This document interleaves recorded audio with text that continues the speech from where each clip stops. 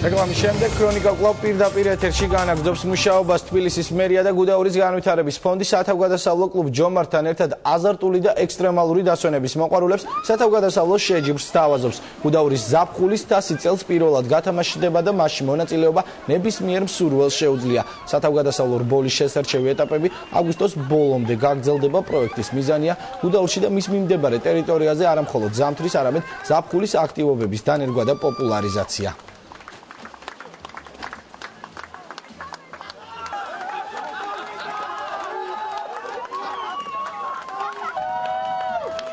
Baro ეს არის ტიპიური ტრიატლონი. წელს გუდაურის ღია თასი ფინალი გაიმართება სექტემბერში, ორ ეტაპად მიმდინარეობს. მე მინდა ვთქვა, რომ ეს ღონისძიება არის ერთ-ერთი იმ ღონისძიებათაგანი, რომელიც ხელს შეუწყობს გუდაურს ჩამოყალიბდეს 4 სეზონის სრულყოფილ კურორტად. ზედაზერი მხარს უჭერს ამ შეჯიბრს. ჩვენი ორგანიზაცია ყოველთვის მზად არის მხარი დაუჭიროს ღონისძიებებს, რომლებიც აი ესეთი დონის და ესეთი მასშტაბის იქნება და ჩვენ ყოველთვის მზად ვართ დაუჭიროთ მხარი ცხოვრების ჯანსაღ სტილს.